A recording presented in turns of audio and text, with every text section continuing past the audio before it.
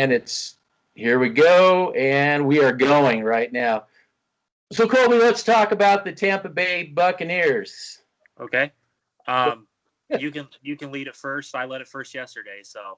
Well, I went ahead and just was going over the footage, and like I was just telling you that, we were talking about Bronco fans have been putting, that are scared, how this season's going to go. But looking at the footage, I don't think this is a team that is unbeatable. They should beat the Broncos, but I mean, look at it. And the Broncos should be taking this whole week personal. They should be getting pissed off from the week. I'm going to study harder. I'm going to make sure I make that block. I'm not going to screw. You know what I'm saying? That's what I call getting pissed off when I play, because I'm focusing more. That's getting what I mean by getting pissed off. And Tampa, from their point of view, there's nothing to get excited about coming here. This isn't New Orleans. They're not coming to New Orleans. This is an interconference game. That works out for the Broncos. They got to fly all the way out here. It's just not that exciting for them. So if, this should be one of those, Tampa Bay runs into a buzzsaw kind of a situation. That's my best case scenario. But like I said, yes, this is a game the Broncos probably should lose, but it's a game they can win. So give us your Tampa insights. So I was watching some of the game last week when they were facing Carolina, I believe. And the one thing that scares me with this Tampa Bay team is the slot receiver, Scott Miller. He's a slot receiver for the team, just because of the fact that I don't think we have any corners that can cover him. He's your prototypical Tom Brady slot receiver. And another thing that scares me is the tight end position. I'm not really afraid of Rob Gronkowski, but I am afraid of the likes of O.J. Howard and Cameron Bray. I know that Bruce Arians in his vertical passing game doesn't use a lot of the tight end sets, but the one team that really struggles against tight ends, and everybody knows that around the NFL, is the Denver Broncos. Bingo! Yep, and so I don't think that we have the linebackers to cover them, just like we were talking about yesterday on the podcast. I don't think Josie Jewell and Alexander Johnson can cover those guys. And so I think that on the defensive side of the football, then I'll go into the offensive side of the football for the Denver Broncos. On the defensive side of the football, I think that this game is going to come down to if we can get pressure up the middle with Tom Brady. He doesn't have that good of an offensive line in front of him like he did in New England. And it's all going to come down to if Shelby Harris and Jarrell Casey and those type of players, the rotational players, can get pressure on Tom Brady. And I don't think we will be able to do that because I haven't seen any evidence this year that we can get pressure up the middle. And what Tom Brady, what he likes to do is he likes to dance around in the pocket, and he's a traditional pocket passer. Yeah. He's not going to beat you with your legs. No. So stuff like that. And we just have to watch out for Scott Miller. In my personal opinion, I would put Justin Simmons on him because I think he has the athletic ability, and I'm a big fan of Justin Simmons as a free safety. So I would try and figure out a way to put Justin Simmons on Scott Miller, so I would keep an eye on him on the defense side of the football. Well, all the Fangio critics, maybe this is a game they can really take away if they don't match up correctly. However, this is supposedly what Fangio does do is make, he's kind of a Belichick-y kind of guy, making the best with the personnel that he has matching up. So we'll definitely take a look at the matchups defensively for the Broncos for sure. Yeah. So transitioning over to the offensive side of the football, I know that the Tampa Bay defense isn't as good as the Pittsburgh Steelers defense, but they do have players on that defense. I'm not going to discredit. Dominican Sue. Yeah, Dominican Sue, Vita Vea. Shaquille Barrett's going to be returning, former Bronco. Come on. And he's going to be going against our great right tackle, Elijah Wilkinson. We'll see how that goes. God. But I think this game is going to come down to the turnover battle. If Denver can get some turnovers and if they can score more than 14 points a game against this really good Tampa Bay defense, and I'm not saying that they're the best defense in the NFL, but they are a good defense. And I think what they're going to do to this offense is they're going to take a playbook of what the Pittsburgh Steelers did in the second half of that game. they're going to blitz. They're going to blitz a ton because we don't have the offensive line that can contain, and we don't have a really good pass blocking offensive line, and they're going to just take a playbook of what the Steelers did. They're going to blitz, blitz, blitz, and Todd Bowles is a very schematic defensive coordinator when it comes to blitzing. So we just have to watch out about the blitzing from the Tampa Bay Buccaneers. They have really good linebackers in Devin White and Levante David that we need to keep an eye on. But I think what we need to do is we got to get these receivers. We got to get Noah Fant hot and ready here. Noah Fant needs to be ready to go in this game. Jerry Jeudy needs to get going, and Melvin Gordon needs to get going. You're a starter now, buddy. For real. No dropping the football. No dropping the football. You need to do what you were drafted to do: is catch the football and get open with your route running ability. Yeah. And I like Driscoll. I think he proved in the Pittsburgh game that he can definitely deliver a dart. So it's going to be breezy. It's going to be gusty there. So there's always a chance that you're not going to get the long punting, the long kicking for the field goal because it's supposed to be pretty gusty. That could also Brady is the quarterback throwing the INTs. But with the gusts, like you said, if one throws, let's say, our guy Driscoll throws an interception, hopefully we'll get that back with a Brady interception and it equalizes out. But I do want to say something about matchups. So we were talking about defense. I want to talk about the offensive matchups. And I'm a line kind of guy, talking about the O-line. I want to talk about Munchak. We want to see what kind of scheme blocking scheme, Munchak puts in for this blitz. That blitz can also work against the defense as well as for defense. Now, if Munchak is as advertised, we run correctly at the right time to counter these blitzes. Also, throw at the right time. This is going to be, what for me is a mixture of run and pass at the right time. Really, this is much more of a balance than last game because it's a different type of defense. It's not all front loaded, So you can run the ball on this team, but you gotta, if you watch that Carolina, you notice that Carolina actually figured out their blocking schemes as the game went on, and they were starting to have success with that. Munchak's got to have that figured out. And again, I brought this up last year. I judge coaches not about the whistle and the timeouts. How do you make adjustments? How do you make adjustments, with, for instance, route running, with blocking assignments, with changing guys up, because they'll throw something at you and it'll work for a while. How do you counter that? So these adjustments, this is going to be a game of adjustments for the Denver Broncos. Yeah, and this is what I like about Pat Shurmur. He does make adjustments at halftime. You saw that last week against the Pittsburgh Steelers. He got Noah Fant involved in the second half. And I know a lot of people say that Pat Shurmur is not getting Noah Fant involved more. I think it's the defense is realizing that his ability and what he can do is very special. And I Noah Fant, to me, is going to be one of those tight ends is that he's going to make a lot of mismatches against certain defenses. A lot of people say that, Pat Shurmur's not getting him involved. The defenses know that, Cortland Sutton's hurt. Who else are you going to throw it to? You're going to throw it to two rookie receivers? They're rookie receivers. You have a second-year tight end in Noah Fant who has all the ability in the world, who can win games for you and who can do a lot for your quarterback. So it just depends on, like you said, the scheme of what Mike Munchak's going to do. You brought Graham Glasgow in for a reason. Why don't you utilize him? He's a great run blocker. You have Roy Cushenberry. You have Dalton Reisner.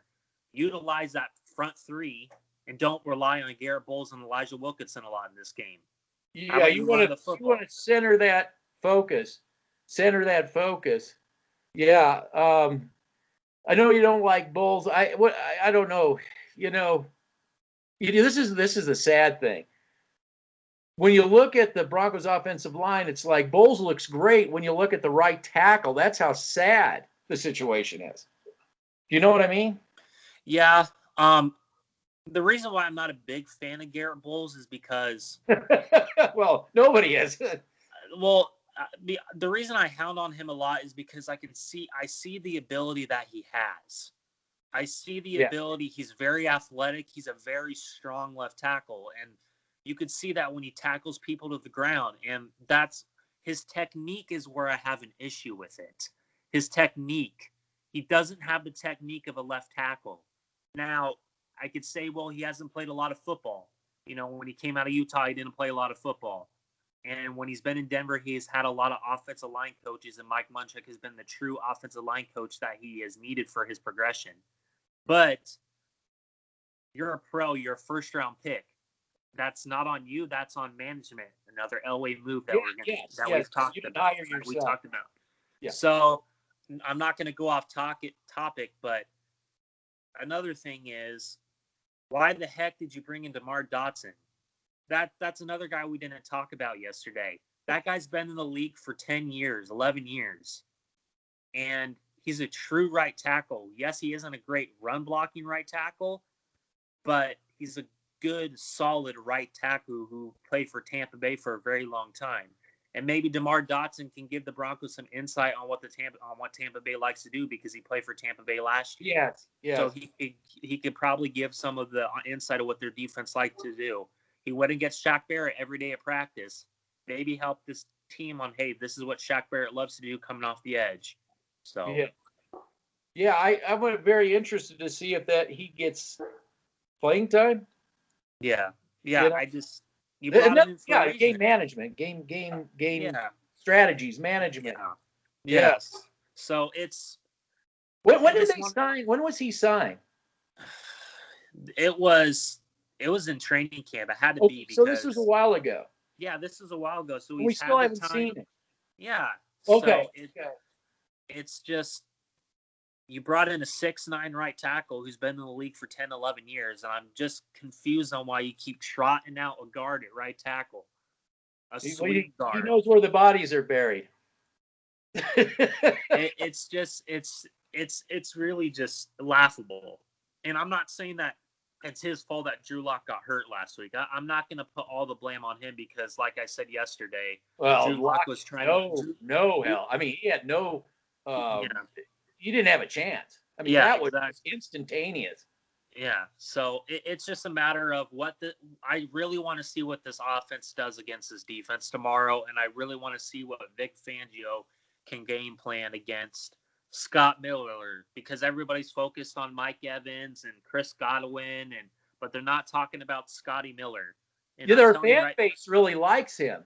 The fan base, they talk about him. Yep, and here in Denver, we don't know much about him, so I'm just trying to be like, hey, keep an eye on this slot receiver, Scotty Miller. He's your prototypical Brady receiver. He's a great route runner. He can get open. So I'm just saying, like, stuff like that, and I really want to see what Jarrell Casey does against this offensive line. So we brought him in for a reason. Let's see what he can do.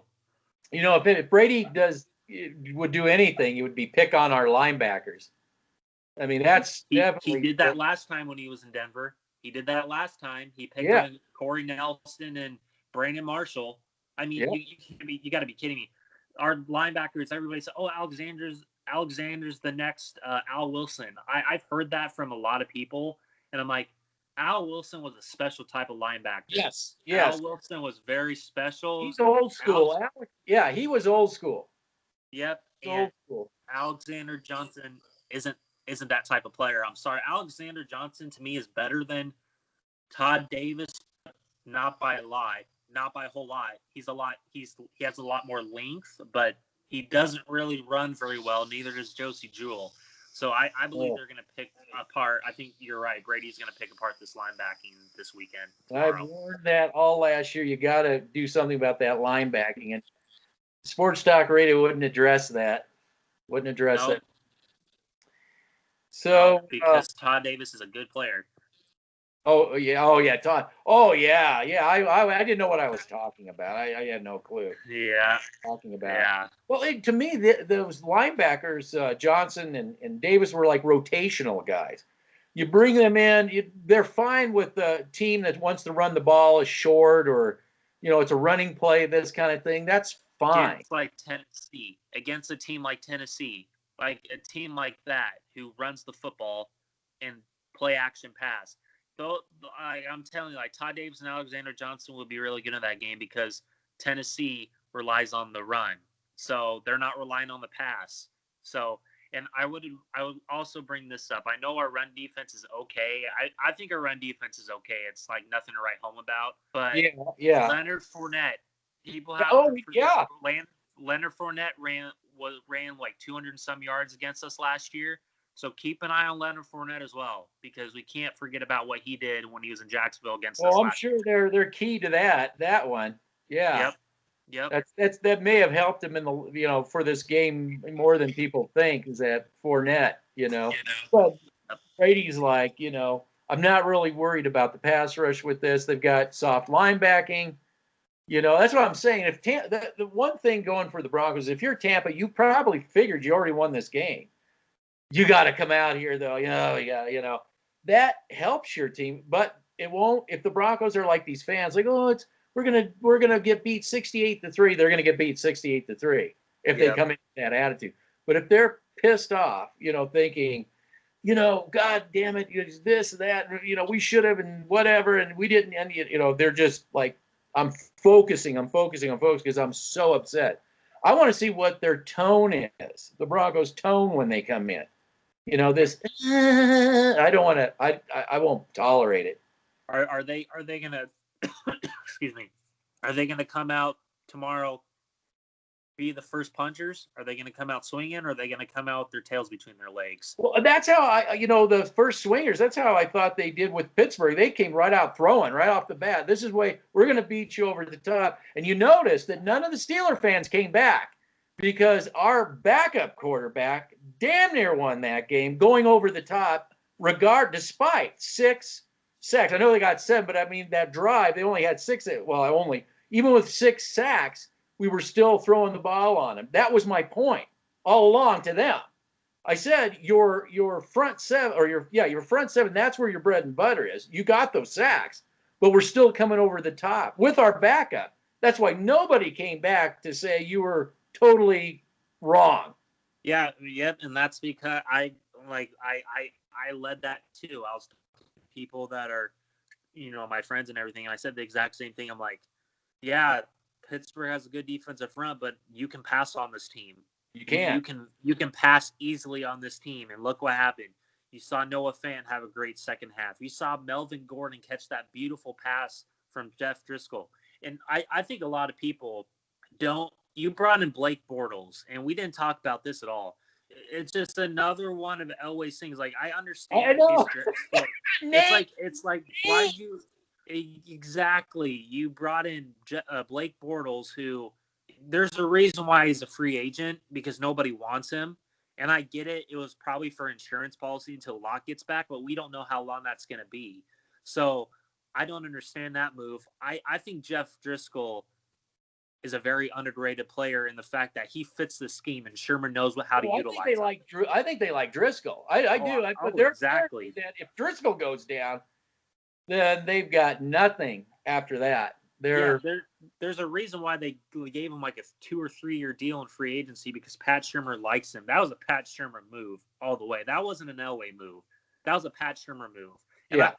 And I like Driscoll because he's kind of like Drew Lock. He has the arm. He doesn't have nearly the arm strength that Locke does, but he has the mobility. You saw that on display last Sunday. Believe it or not, I think he's very Brady-like. Exactly. He's smart. He's a very intelligent guy. And people are going to blame him for that sack of the Steelers. That was a missed assignment from Melvin Gordon. Oh, that absolutely. Was a missed assignment. Video doesn't lie.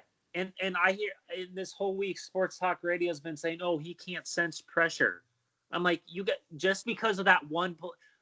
When they're going to send 8-9 guys in the box and your offensive line is terrible as is, what is your quarterback going to do? Heave it up and throw a pick? He did a great job. He did, because we're talking all the sacks. It wasn't all on him. It wasn't. Some of it was. But considering they just threw him in there. I mean, he's up basically off the street. Okay, when you think about it, I mean, he was, running drills with the defense. I mean, he had no reps other than that. He's essentially off the street. He didn't have no preseason or anything. I mean, you can't sit there and cut him down when they were in a hole. He dug him out of a hole with these sacks too, all that, and still. Exactly. It's just it's like you said, you want to pull your hair out when you hear people talk about how oh, the season's over because Locke is done. We're gonna tank for Trevor. I don't know if you've looked at article. You can already see people are already talking about that, and it's just the sports talk radio primed the pump. Exactly, and I'm just like about Bortles, but just really quick, Bortles. Sorry. No, when I heard they were bringing Bortles in, the first, I didn't even think Bortles. What came to my mind is you have no confidence in your offensive line. That's the first thing that came to mind because you're fishing. You're already desperate to get somebody because you think you're going to get this guy killed because you have and why are we still having offensive line problems when it goes all the way back to Peyton Manning? Why? Because they ignore that position. Elway thinks that a quarterback is going to be the offensive line for this team, and it's not.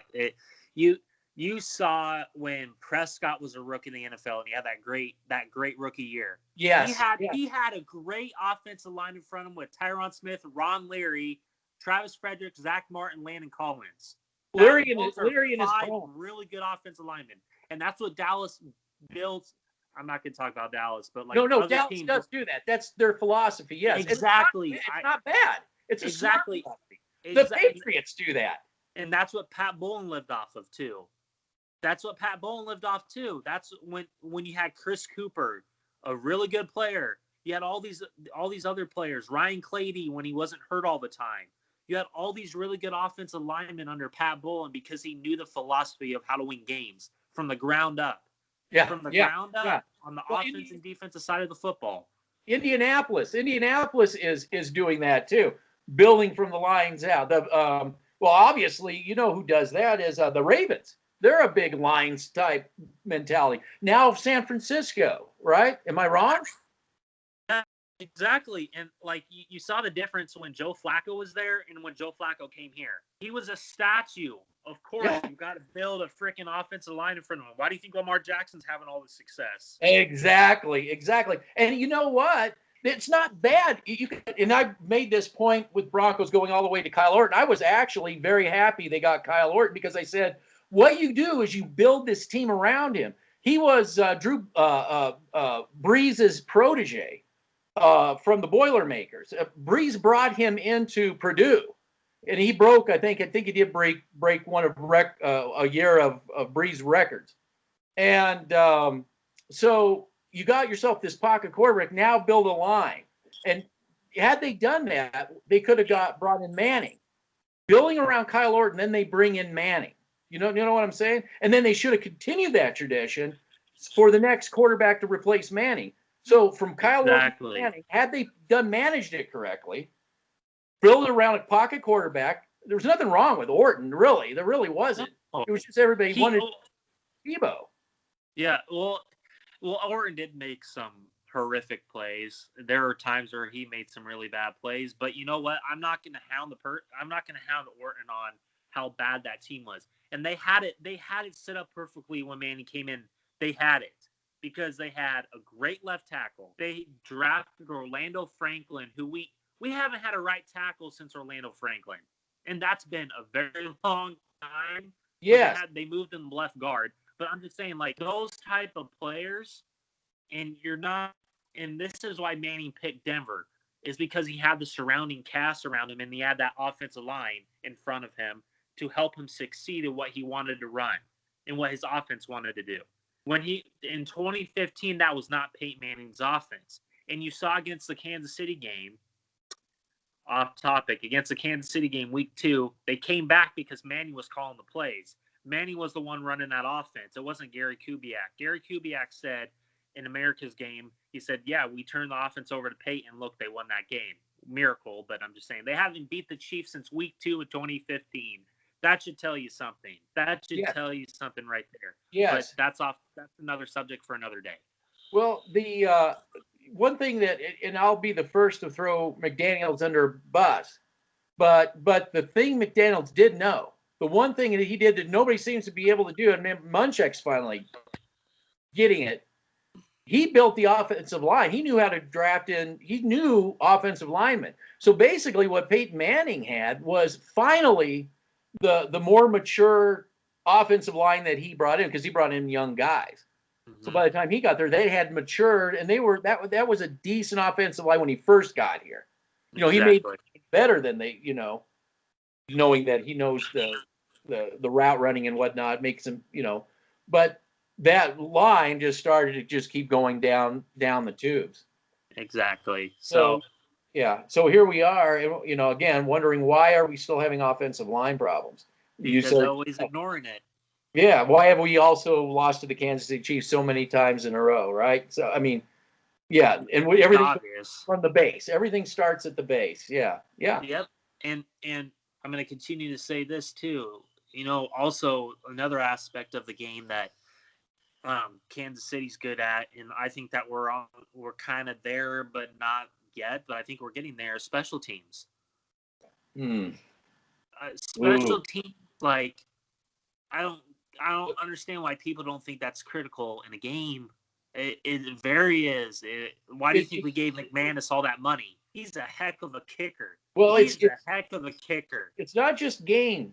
It's not just the game with special team. It's developing players. It's the scouting department. It's the system. It's bringing them through. Yeah. Special teams is beyond just that game. Just that, you know, again, sports talk radio, they'll think about just let the ball go. That's special teams. You just let the ball go. And I'm like, special teams has everything to do with player development. You know, everything to do with scouting, your system, you're plugging in players, you know. Because you ever notice that really good special teams players end up being really good. Sometimes they end up just being not just Pro Bowlers, but Hall of Famers. They start out special teams, did really good. I think Rod Smith was an example of that. I believe he started out as a special team guy.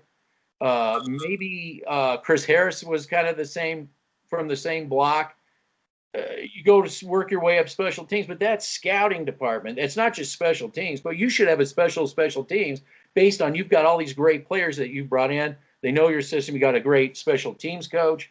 So, you know, Kansas City has a good, and they matriculate them onto their team. Yeah. You know?